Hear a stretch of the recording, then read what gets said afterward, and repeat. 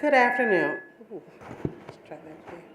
Good afternoon, and welcome to Tulane University.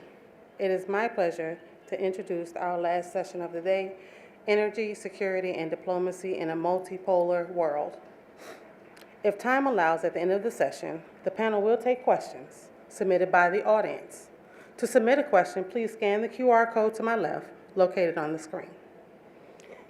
Please be sure to silence your cell phones. Please enjoy the conversation and join me in welcoming our moderator, Imad Khan. Thank you. And thank you for joining us today. I'm actually very excited about today's topic that's going to cover diplomacy in the context of energy security. So before I introduce my esteemed colleagues here, I want to just set the stage of what do we mean by energy security, because that's a question that I've used many times over the years, but I'm not sure that I always understand exactly what I'm talking about when I say the word energy security. So I had to sort of go to the drawing board quite literally and just kind of map out what I think of when I think of energy security. And some of the things that came to mind, here are some of my notes. It's the availability, certainly, of energy, and that could be oil, gas, renewables, nuclear, what have you. It certainly also refers to the affordability of that energy, right? The accessibility of it for not only the consumers, but also industry. It refers to, for me, sustainability in terms of long-term security, environmental concerns that come into play. Infrastructure resilience. I hail from Houston now, so I always think about infrastructure with energy, given what happened a couple of years ago in Houston and Texas all across. But it's the reliability of the system to actually deliver that security, right? It's the infrastructure that is needed. To me, it also refers to emergency preparedness when I think of it more globally, that there may be some disruptions that occur, and do you have emergency supply and sources as needed? And lastly, because I'm an international lawyer, I always think about geopolitical and geographical stability as well, which certainly requires countries to manage their diplomatic relationships, because as we just heard, if you were in the other room from Professor Sergens, we live in an energy system that is global. It cannot really be isolated. So we have to think about it from a diplomatic relationship perspective, relationships with multinational companies, with countries, with stakeholders, transit countries even, producers. So that's sort of where energy security comes to terms with, to me, with diplomacy as well. Because if you want energy security in all the contexts in which I've thought about it, you certainly need diplomacy. So that's going to kick off our discussion today. Let me introduce our speakers today. The first is Laura Brank, who is a corporate and finance lawyer and partner at Dechert. Laura focuses her practice on emerging market transactions and advises on complex cross-border corporate and finance transactions. Her particular focus includes Eastern Europe and Central Asia. In fact, until a few years ago, she was the managing partner of Dechert's Moscow office and remains the head of the Russian practice, still continuing to advise companies in Russia, exiting Russia. Next to her is James Rajotte, who is #goals because he has his own Wikipedia page. He has formerly served as Alberta's senior representative to the United States. He has served as a member of Parliament of Canada from 2004 to 2015, and also served as chair of Parliament's Standing Committee on Finance and the Standing Committee on Industry, Science, and Technology. So with these two folks here, we certainly will have a great discussion on energy security, needs from the private sector, and how diplomacy works in order to make sure that the private sector is actually getting what it wants. And to the extent that some of those things may not work out quite right and problems may somehow arise, then I'm here to fill in the blanks as a disputes lawyer that you likely and hopefully don't always need, but if you do, we are around to assist as well. So the way I want to structure this conversation is to start with addressing where it is that we need energy security. What are the regions? What types of security is needed? Then move on to thinking through, well, what are the diplomatic channels currently available to us today to address those security needs? And then also think about, well, what are new opportunities for diplomatic channels and diplomacy to address security needs that we discuss through? You're welcome to ask questions, which will be read to us at the end of or near the end of our panel discussion. So let me kick us off with Laura. Laura, if you can kick us off with talking about, in your view and from your practice, the regions that are currently most vulnerable to energy insecurity, and why is that the case in your view? How it is that we got here?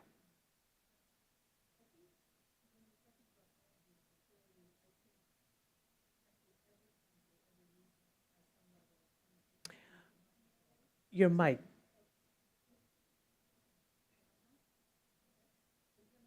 No. No? Here we go. Okay. Okay. Okay. So really, I think every country, every region has some susceptibility to energy insecurity.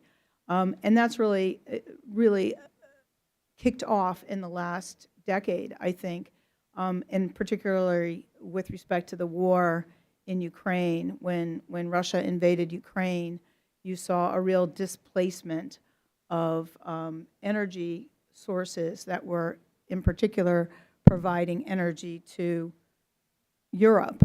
Just because this slide is so interesting, this is the change just since 2020 in terms of energy supplies from Russia. Russia was one of the world's biggest producers of oil. It's one of the world's biggest producers of gas.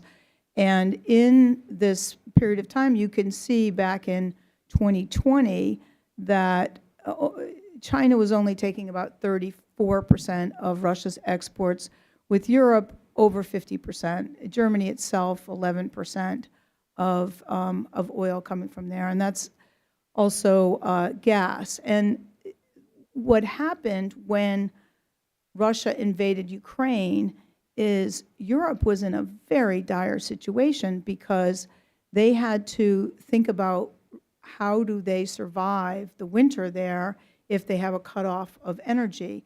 And Russia itself, in another act of shooting itself in the foot, basically said, all right, you know what we're going to do? We're going to really put it to Europe, and we're going to cut off the gas supplies. So it decided to reduce the pipelines. These are all pipelines that some of which had been built in the 80s and 90s, and the Nord Stream pipelines had been built in the 2000s, really only in the last 20 years. And it decided, okay, we're going to stop the flow. And then they said, in addition to that, you're going to have to pay in rubles, because they wanted to support the Russian economy, and said, you're going to have to pay for gas because of all these sanctions you are all enacting against us, and so we're going to have to do that. So Europe reacted, I think, very, very quickly in terms of trying to respond to the situation by adapting a number of measures under a program called Repower EU.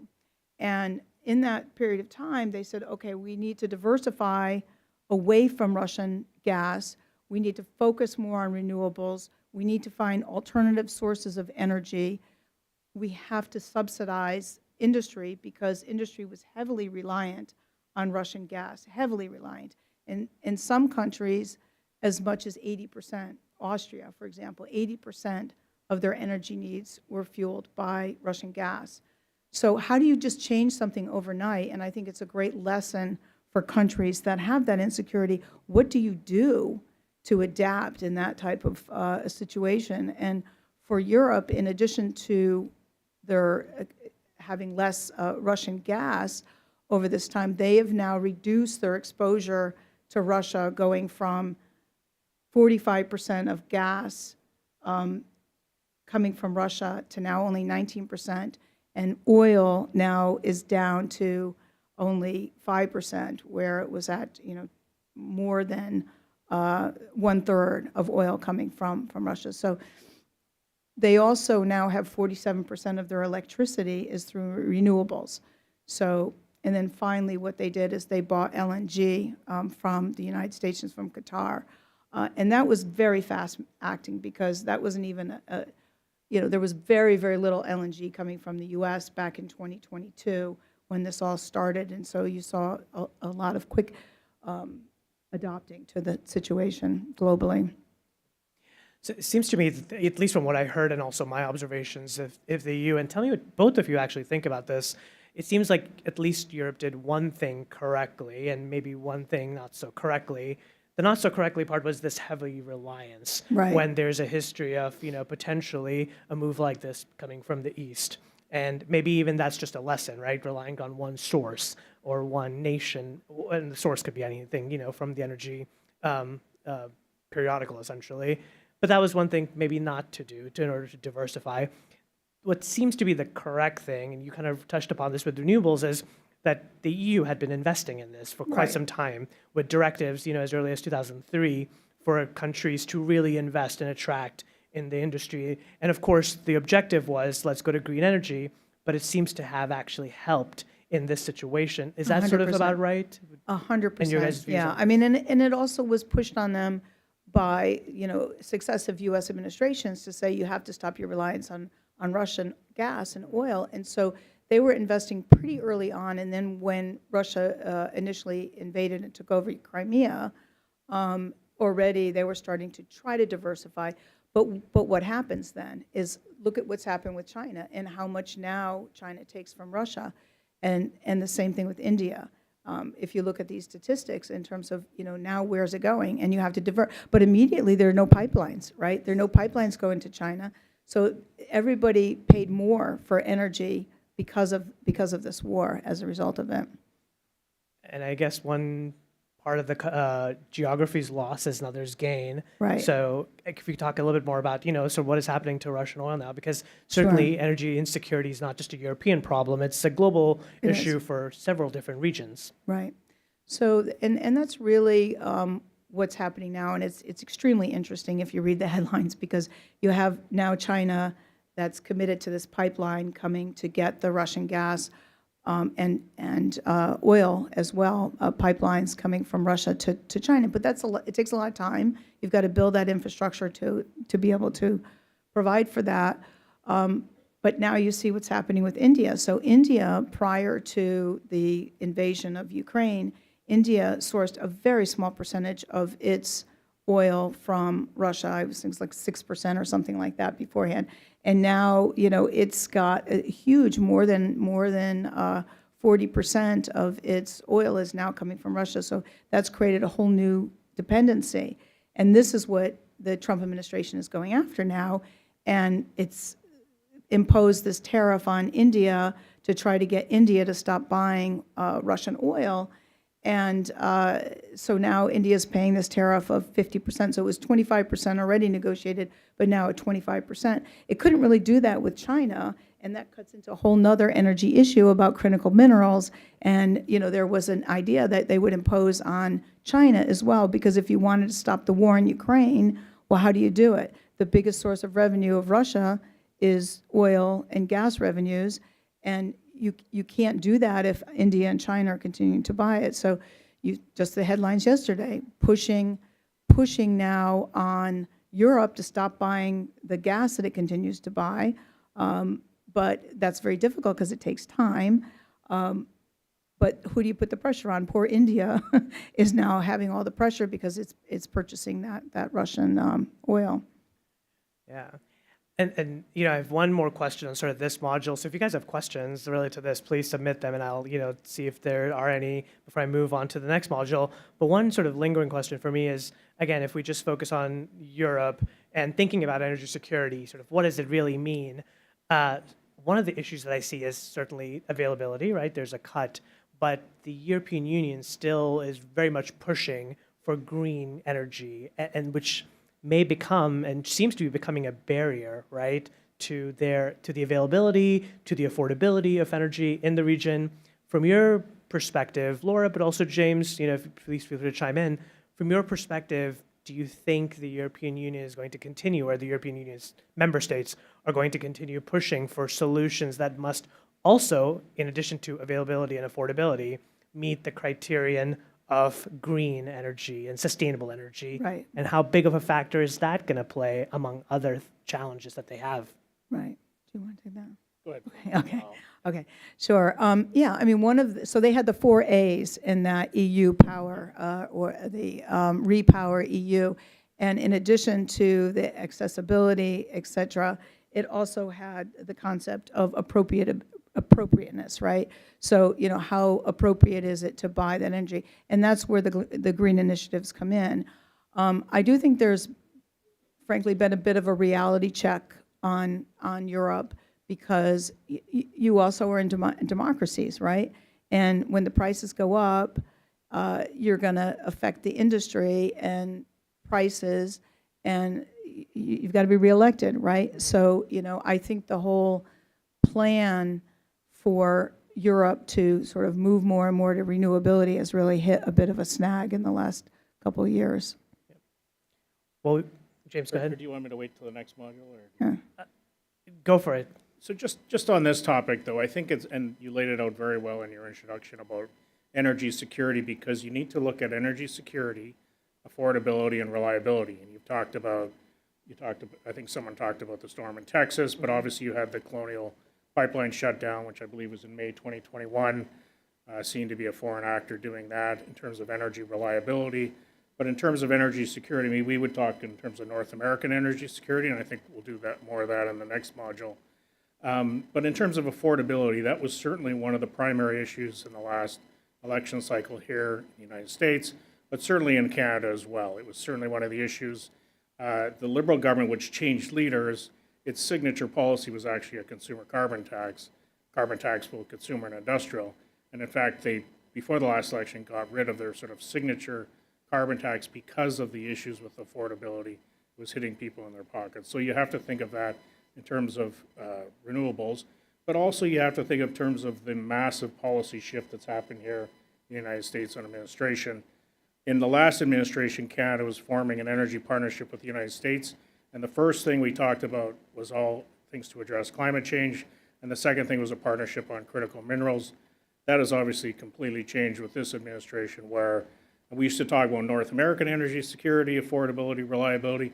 Now we go and we talk about U.S. energy global dominance, and here's how we can help the U.S. achieve their global policy objectives, which I think we're going to get into in the next section, so I'll turn it back to you. Any questions before I move on? Hearing none From where? Yes, go ahead, if there is a question. From where has Europe supplemented its oil and natural gas needs, and is there potential in the southern gas corridor from Azerbaijan? I think that's probably for me. Yes. Okay. So it's in terms of where Europe has, as I mentioned, there was LNG coming from the U.S. and Qatar. There is one of the pipelines that continues to work that is still supplying gas to Russia, Azerbaijan, and the sort of southern pipeline, going through Turkey. That really very much involved Russia as well. So, most of these pipelines are not really active in the same way, except for weirdly enough, the one that was going through Ukraine, because immediately the pipeline going through Poland was cut off, and the Nord Stream was also subject to sabotage. So that's how they've been replacing the energy supplies. And you remember too that it wasn't just oil and gas, but it was also coal. 50% of coal coming into Europe came from Russia. That's been cut off to zero. So they've had to replace those sources with other, and that's obviously dirty energy using old coal. But they've had to bring in coal from other countries, and including some domestic production, and reopen some coal plants that had been scheduled to close down. Well, and from my perspective, I think that's one of the things that we would propose from Canada perspective is the U.S. and Canada look at itself almost like an OPEC plus bloc. We do about 20 million barrels per day of oil. If you look at us as a combined force, what we can do, but if you look at the European situation and the situation in Asia, the South China Sea, is how can we move as much natural gas to Europe? So a couple examples from our perspective, Germany came to us in 2022 and said, can we displace some of the Russian gas from Canada from an East Coast terminal? At the time, the federal government said wasn't a business case for that. Now the current federal government is saying now, in fact, there may be a business case. Our Minister of Natural Resources recently said that we should be addressing the German supply. The Greeks have approached Canada. Poland has approached Canada as well. We should very much be looking both from a Canadian but a U.S. perspective. Louisiana, I believe, exports about 3/5 of the LNG comes out of this state alone, and we need to look at ourselves jointly how we do that. On the West Coast, so we do have an LNG facility just completed or just started up this summer, LNG Canada 1. So that now is moving product to Asia, again, displacing some of that Russian oil and gas. We expanded the Trans Mountain pipeline by about 600,000 barrels. Half of that product is going to the United States, states like California and Washington State, but half of that is going to Asia. South Korea, Japan have come to us and said, we want your natural gas, we want your oil. One of the things we ought to think seriously about, from a U.S. and Canadian perspective, is how we displace Iranian oil and gas, how we displace Russian oil and gas. We need to think strategically the way that they do, and think of a block the way that they do as well, and really fast track a lot of these projects to ensure that we combat, the resources that come from hostile regimes. That's one of the arguments we've been making for a long time, and we'll just pause it there, and then I think we're getting into that in the next segment as well. It's a great transition, actually, because, having set out the problem, we got to find some solutions here, too, lest we leave our audience, wanting a little bit more. So what I did want to talk about some of the current diplomatic frameworks that are probably in place to effectively address this need. So, James, you had mentioned, Germany, Poland, others coming to Canada. In your view, currently, are there diplomatic frameworks already in place that facilitate actually meeting that objective? Or should we just move on to the next module, which is what we do? Well, should we do? What are the opportunities to create those diplomatic frameworks to actually effectuate, the supply from the North America side to Europe? There are certainly some frameworks. So as I mentioned, Germany actually approached Canada at a G7 meeting. Obviously, we would suggest that G7 should be a format for that. As well, NATO should actually be a format for these kind of energy conversations where it's very strategic in terms of U.S. and Canada providing these products both to Europe. But in terms of Asia, it gets a little more complicated there because all of the sort of diplomatic organizations there obviously include China, and China is such a behemoth that it's sort of, and because of its sort of competition with the United States, it's more complicated. So there, it's more sort of almost country by country. Again, it's sort of going to Japan, going to South Korea, talking about their energy needs and how we can fill them. And I think Canada and the U.S., we have the advantage of both Pacific and Atlantic Oceans, so we can ship, obviously, product to Europe, but we can't ship an awful lot of product. There are about 4 more LNG projects in the pipeline for the West Coast. We're hoping, as a province, we're hoping that there'll be another oil pipeline to the West Coast to move more of that product to Asia, again, to displace resources that are from hostile regimes and regimes that use revenues. One of the things, if you look at geopolitical energy security, you should say, what does a state do with the resources that it raises from, say, oil and gas revenues? Because in some cases, Alberta as a province, it's between 25-50% of our revenues sometimes come from oil and natural gas. We're very good on renewables and on CCUS and other technologies, but sometimes we have that situation. What do we do with it? We build hospitals and schools, and we fund nurses, doctors, teachers. When nations are actually funding aggressive actions against other nations, we should distinguish between those and almost do a coalition of the willing from an energy security point of view, and saying who wants energy from these two nations that will displace it from other, or at least act as a competitive source to those other nations. And this is where I think we need to think very strategically, and this is, I'd say very respectfully, like how both Canada and the U.S. have been handling India is, in my view, we ought to do a serious rethink on that. Canada had a serious diplomatic situation with India where our 2 high commissioners, we called them because we're in the Commonwealth together, were recalled. Thankfully, they've been restored. But as well with the United States, its recent actions towards India. When you look at the regions of the world, you choose, in a region, you choose a big political power.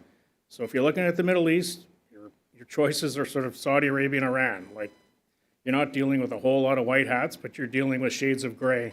And the situation in Asia, obviously Japan, South Korea, easy ones, but India, it's the largest democracy in the world.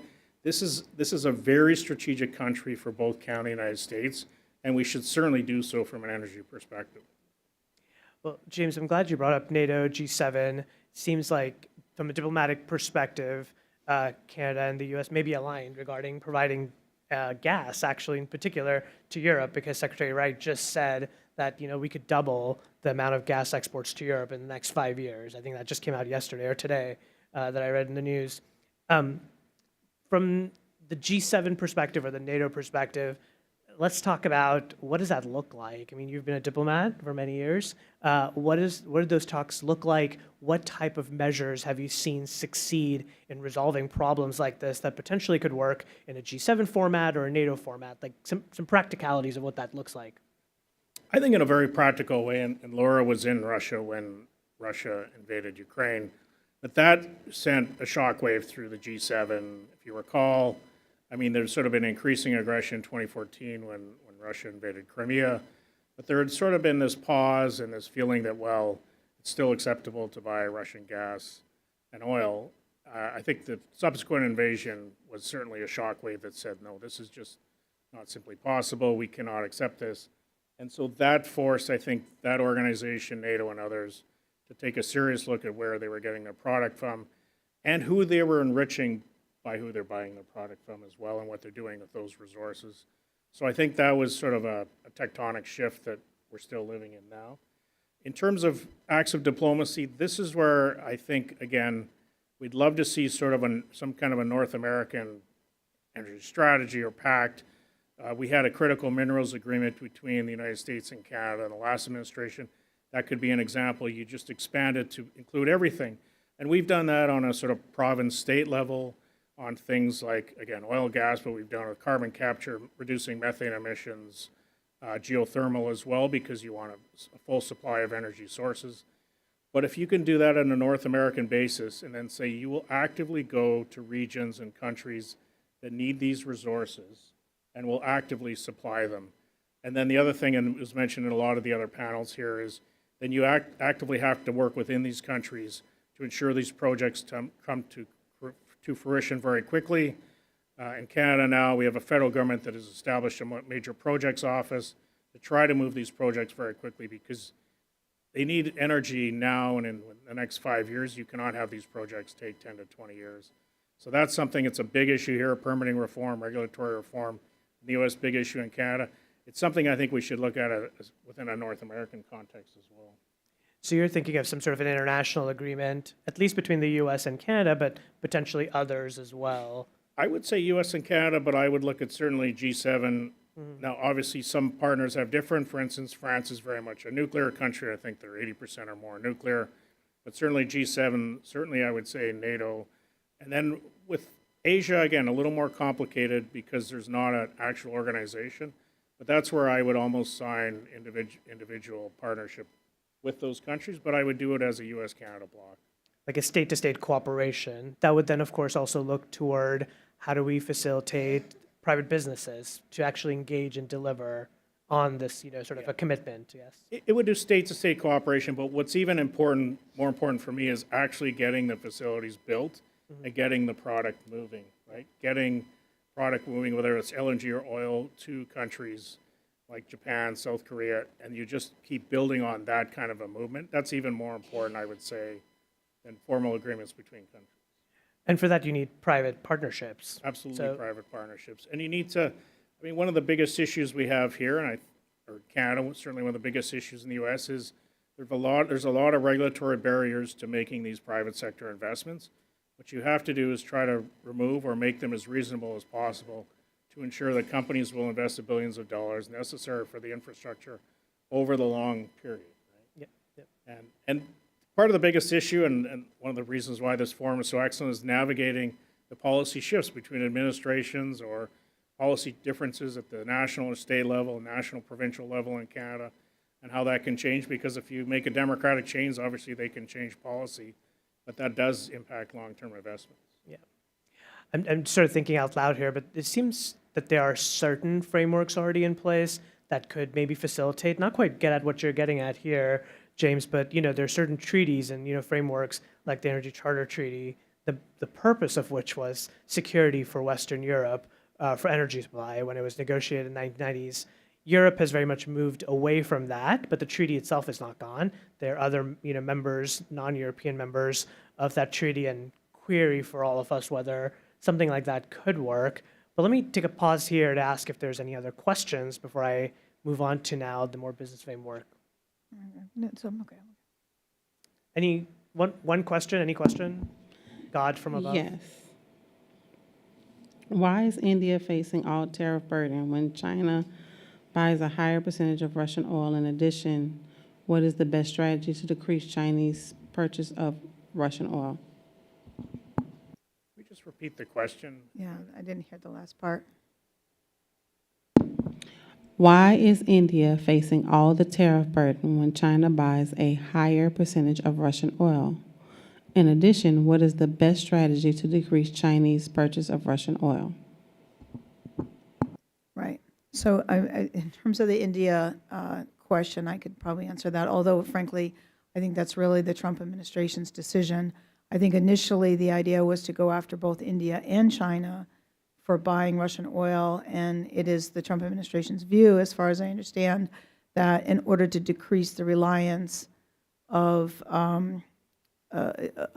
those countries on Russia, you would put these tariffs in place, and thereby, they wouldn't be able to have access to the big U.S. consumer market. Unfortunately, it's backfiring, as I mentioned, with respect to India, because it's not doing so. I just think it was a harder nut to crack with China. Even though China buys more oil from Russia, I just think the Trump administration was too concerned about the critical minerals issue because, as you may recall, China stopped exporting critical minerals, rare earth minerals, to the U.S. as part of a retaliation. And so they backed away from that. That's not to say it won't come up again to try to try to decrease that risk. But when you think about it too, from China's perspective, China also doesn't want to rely too much on Russian oil, and it's got to diversify. So I do think by providing other sources of energy to China, that's one way to get China perhaps to not rely as much on Russian oil. But I think this administration, and I think the same with maybe Canada or maybe less so with Europe, the bigger concern is China. And so, I think the ideal scenario for the Trump administration would be end the war in Ukraine, have a better alliance with Russia, and combine forces against China. But that's just not going to happen. Too many things have changed since 2014, and the tensions between the West and Europe developed after the Crimea invasion, and now you've had all these pipelines that are shifting to China, and China is becoming more reliant on Russian oil just through the billions of investment that they're making to have these pipelines come to China. And I would add to that, I think it's something we ought to be very concerned about when we saw Prime Minister Modi, Putin, and Xi holding hands at a recent conference. That should be very concerning to us here in North America.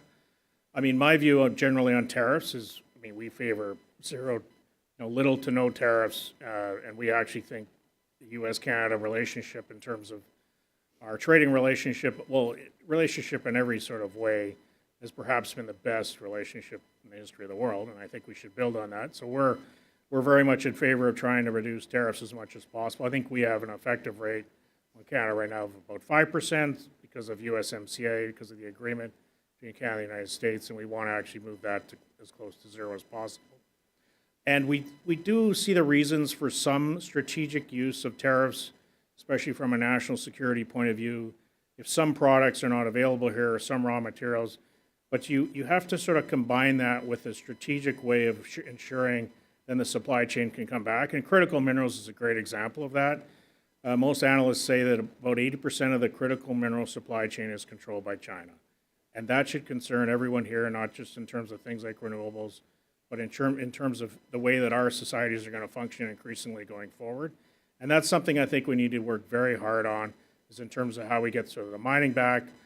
Alberta, in our case, has a large deposit of lithium, which we're working on extracting. But obviously, in terms of processing and that, we want to ensure we return that. But again, I would return to my earlier comments. This is where I think we need to rethink and reshape the relationship with India, with the largest democracy in the world. It's a powerhouse country.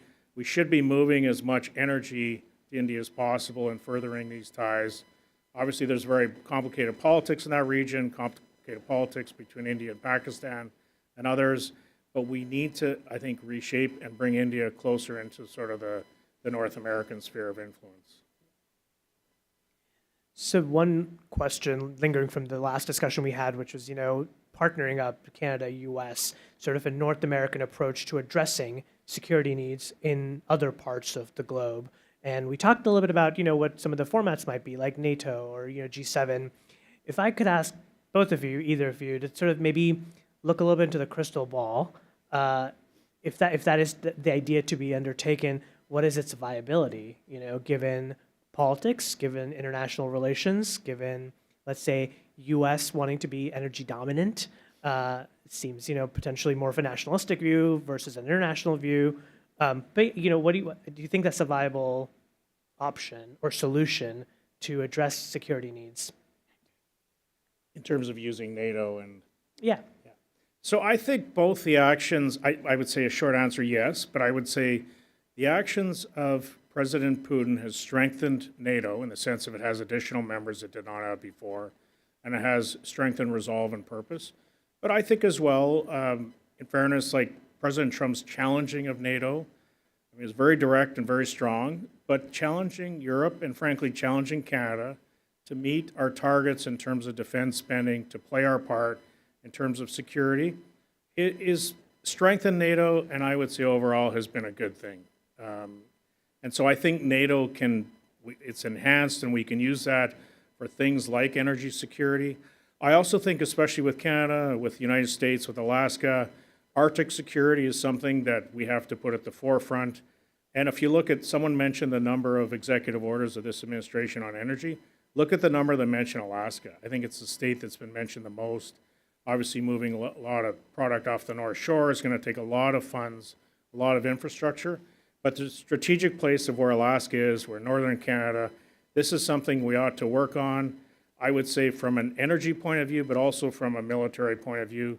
NORAD is I would argue, one of the most successful binational security defense relationships in the world. I was privileged to see its headquarters in Colorado Springs, Colorado. In fact, on 9/11, the anniversary of today, it was a Canadian general who was in charge of North American airspace. That's how much trust we have between American and Canadian military personnel who work together in that partnership. That's something we should definitely, we heard it towards 2% in terms of our defense spending, maybe 5%. The U.S. should challenge Canada to invest a lot of that in terms of Arctic security. And the other thing that Canada has is participation in a lot of other international groups. The Commonwealth, because of our association with the United Kingdom, la Francophonie, because of our association with France. And we should utilize these other associations as well for this energy conversation. Great. Well, that's a positive answer that I'm happy to hear. Laura, anything to add there? No, I'm just a lawyer, so I can speak about effectuate contracts. I policies. can talk about things like that, but In our pre-panel discussion, we were getting a little negative, and Imad said, I need you two to be a little more hopeful in this session. So right. we were talking about returning to Thucydidean real politics of might is right and all of that. So we're staying off History of that. teaches Imad. all, Well, we talked about the use of diplomacy in addressing these security needs, but certainly one thing that's come up and one thing that cannot be ignored is the role of the private sector. And in some cases, it could be public because there are lots of energy companies that are state-owned. So that's slightly a separate tangent there. But let's talk about how, what it is that energy companies and the private sector needs from governments, from diplomacy, in order to actually deliver on these broader goals of supplying energy and reliability and fill in all the blanks of energy security that we talked about. So I'll turn to Laura with this, but James, of course, you're happy to chime in too. So Laura, from your perspective, when you're working with these clients, what do they want to have from these governments so that they can do their part of the job? Right, right. So again, it depends on whether it's a domestic project or a foreign project. But I mean, predictability. You can't do a long-term project if you don't have a predictable regulatory environment, if you aren't, in some cases, given some incentives. And so I would say that that's extremely important to any business person trying to decide, where they're going to invest and how they're going to invest to make sure that you do have a predictable regulatory environment, and really that the business understands how much needs to be invested for these projects to take off, and protection of that investment on the other side as well. And that's particularly true when you are going after these critical minerals in places that are very difficult, and in countries that may not be democracies. You need your government to support you in those efforts. And I think, come to the Russia situation, and again, I'm looking at this as a lawyer representing businesses that have been affected by the situation there, and you have your government saying, you got to get out right away, and you've invested billions and billions of dollars in this economy and in something, and you're being told, we don't care about how many billions of dollars you've invested, you just need to get out.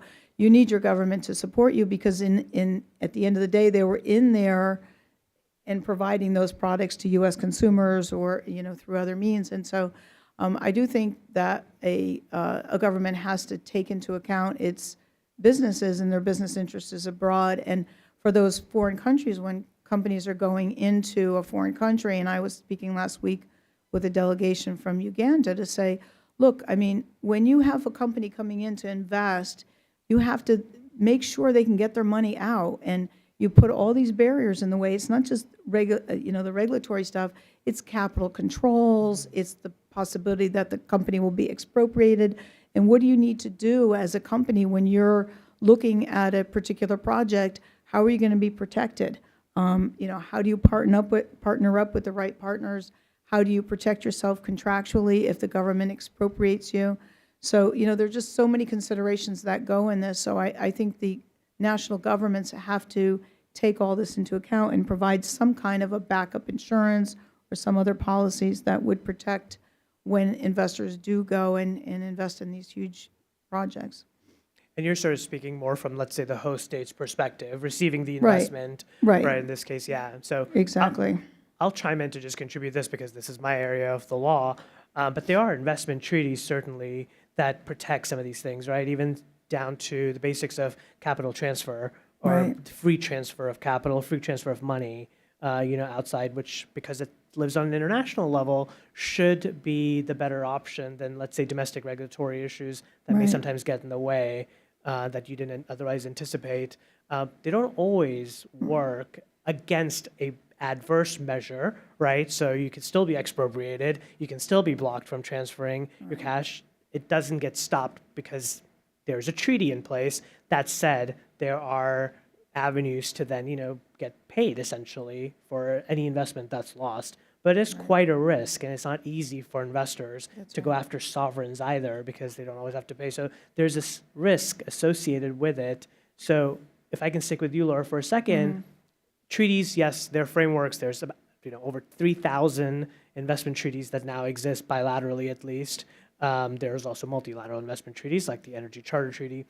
That's separate. Have your clients considered not looking at treaties, but maybe contractual commitments, like if they're entering into contracts, especially with the state Absolutely. entity, working on that sort of paradigm as opposed to the more international paradigm? Yeah, absolutely. And sometimes it's difficult to negotiate. I mean, concession arrangements that you have with the government, and many of our clients negotiated those types of concession arrangements and provisions that would provide for reimbursement for any kind of expropriation or nationalization of the assets. One of the things I learned very much in this last few years with what happened with Russia, like all the rules were just thrown out. And so, I absolutely negotiate those types of arrangements with the host country, and they are and can be very effective. And in the cases where companies did have those types of arrangements in place, they were better protected, not fully protected. But the other thing is, and I remember right before the war began, and I sit on the board of directors of the American Chamber of Commerce there, and we went around and everybody said, it's not going to happen. Russia's not going to invade Ukraine. It's illogical. Everybody thought there's no way Putin would do that because it would be a real mistake for Russia to do that. And so people didn't have contingency plans. And there was a lot of cash left on the ground, billions of dollars of cash just sitting around that just got frozen, couldn't be repatriated. And so, I kept saying, and again, being the lawyer on the board, we need a contingency plan. We need to think about it. Companies need to think about contingency plans. What do you do if it does happen, right? So it's a lot, too, about always thinking about what could happen. Don't leave too much cash on the table. Have a contingency plan to get your people out quickly. because, people just don't think about all those other things that could happen. And so, in addition to the treaty protections, which I think a lot of those bilateral investment treaties are really good and very strong, but you have to have other plans.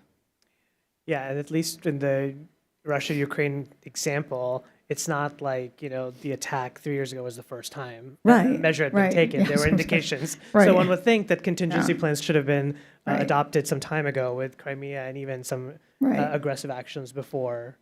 See, there's an example which we would use from Canada, from Alberta, is the Keystone XL pipeline. James, I was going to ask you that Okay, question all right. next, but you got me. Go for it. So, I mean, this is where you have a democratic change here in the United States. You have a government coming in with different policy objectives, which is valid based on support from the people. But you have a company that's invested billions of dollars in terms of permitting a route. It was going to bring 850,000 barrels of oil down from Alberta to the United States. And it was initially supported by the State Department, then not approved by President Obama, approved by executive order by President Trump. The pipeline was 10% complete. It had crossed the U.S.-Canada border, and then it was canceled on day one of the Biden administration. And so the company, and actually the Alberta government, which had invested in the project, was suing the U.S. administration under sort of the old NAFTA rules. But this is an example of a policy change that then impacts. And so but it even happened in Canada. We have our former Minister of Energy here, Sonia Savage, one of the top regulatory lawyers in Canada, who worked on a pipeline moving oil to the west coast of Canada, and that was supported by the government when I was in office, and then canceled by the new government when it came in Canada. So it not just happens on the south side of the border, on the north side of the border. So how do you have that regulatory certainty? And I think, as Laura said, you need to then have a serious conversation about de-risking. It's something we've actually talked to the National Energy Dominance Council here, Secretary Burgum and Wright and their teams, about how you de-risk a project. Because if you have a change of policy or you have a change of administrative decision, then how does the company recoup that? Because one of the things when I was in Parliament, companies would ask me all the time, there's a process, but there's another process. Like, there's two processes. We get through the 2-year regulatory process. We have 282 recommendations we have to meet. We've met every single one of them. And then there's another process that happens, which ends up canceling the project. So how do we do that? And in fact, the Trans Mountain pipeline expansion, it happened, and it still is actually owned by the Canadian government. And would it have been completed if it was not owned by the Canadian government? Probably not. But a lot of people in the industry would say, but the government had to own it because it had created so many regulatory barriers to the infrastructure being built in the first place. So this is where I think you need some regulatory certainty, but you need some de-risking. The other thing which I think the U.S. and Canada could have a great conversation on is how you actually involve, we would say, Indigenous communities in Canada, we would say tribes, we call them First Nations, but how you actually involve them as equity partners in these projects to ensure that the pipelines are not stopped, like the Dakota Access Pipeline or other pipelines we could mention in both of our countries. Well, one thing, the diplomatic side of things, certainly from the receiving state, you have, these assurances or, the predictability that Laura talked about. But James, the reason why I want you to talk about Alberta was specifically because this was the state, a province, actually sending the investment to the U.S. So, Keystone sued the United States. I think that case is still pending.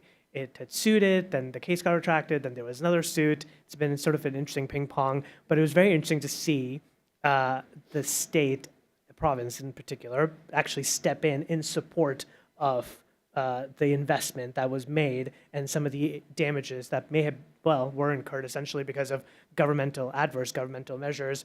And again, I'm very quickly moving from the moderator to speaker seat here, but I will say that, when it does come to these types of projects, one thing I have found very useful is not to go through these long dispute resolution processes for the party that's involved in them. And one way to not do that, or to avoid it potentially, is to get more support from the government where the investment emanates from. So Canada, in your example, but talking to your diplomats and actually getting them engaged so that they are talking to their counterparts in the host state where the investment's made and trying to reach resolution, which has been done now, at least personally. I've advised clients in this, and we're seeing more of this happen, but For those of you out there listening, James and others in the diplomatic corps, please help, right? Step in and don't just leave it to the investors, because it becomes very difficult for an investor to take the mantle and sue a host state for the investment.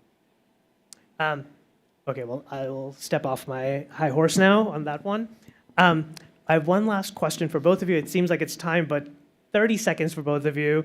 One policy recommendation that you would make to a government or a private partnership to strengthen energy security diplomacy from a diplomatic perspective. Well, I'd maybe return to my first one. I really think that the U.S. and Canada need to think of ourselves as the U.S. is globally energy dominant. It's number one, but Canada is number 4 oil, number 5 in terms of natural gas. You combine that together, you think strategically in terms of that dominant block, and you think of displacing then oil and gas in the various regions of the world where those nations are causing harm in those regions, or they're raising money from that and doing something that they ought not to be doing. So I really would like us to think of a block in terms of that, but also in terms of ways we can collaborate, whether it's in terms of diversifying energy supply security, whether it's in terms of infrastructure, whether it's in terms of permit reform, even things like methane emissions, environmental concerns, increasingly to think of ourselves as that North American bloc and act so in the world. Yeah, I really can't say anything better than that. Yep. I think that's perfect. Great. Well, thank you so much. That's it. Thank you to our panelists and our moderator. And thank you all for joining us for this session. Our next session is first thing tomorrow morning at 8:30 a.m. You all have a great day and be safe.